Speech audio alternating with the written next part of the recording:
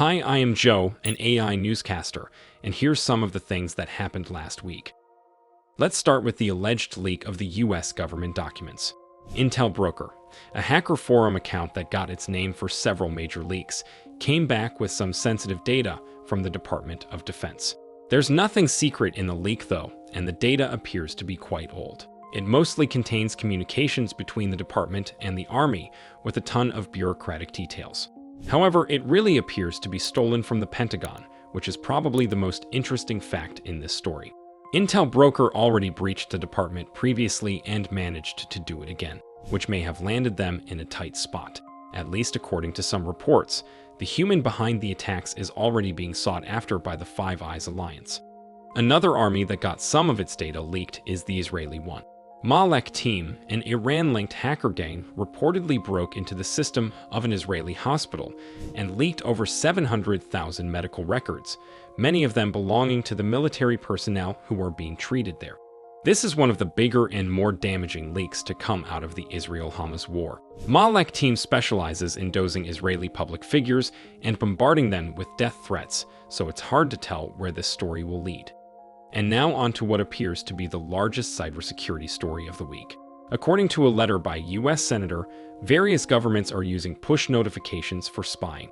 A lot of the information that comes through those notifications is not encrypted and is stored on Apple and Google servers. And even in the case of encryption, some metadata can still be scraped from those servers. Both the US and foreign governments on numerous occasions demanded data from the tech giants and used it for surveillance.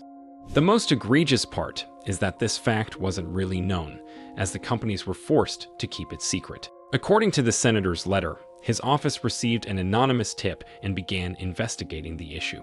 Since the news came out, Apple promised to include this in their transparency report. Google said it is already doing that, although it only publishes the total number of government requests, without ever mentioning the push notifications separately. All things considered, this is not a good look for both the tech companies and the government. Continuing the topic of law enforcement, the website of BlackCat, one of the largest ransomware gangs ever, went down last week.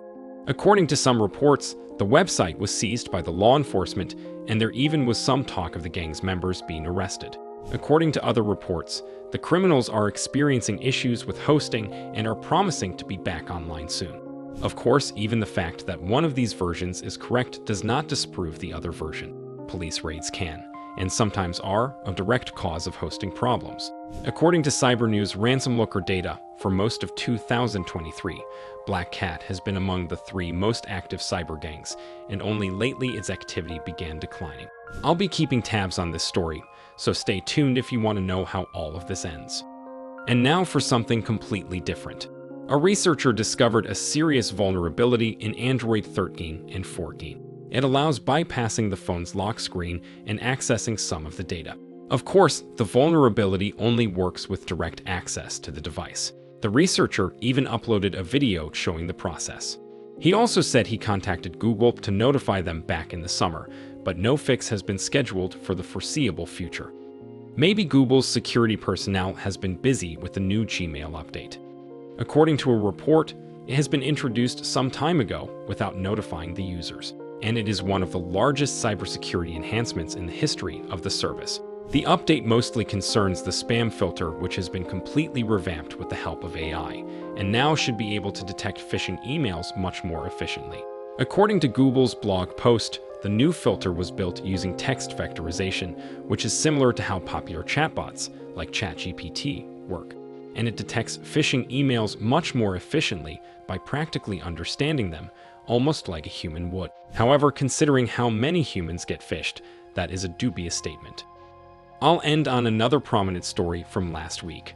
The trailer for GTA 6, a popular power fantasy simulator, has been leaked and prompted the company to publish it early. The trailer caused a massive buzz, and for several days all humans could talk about was GTA 6.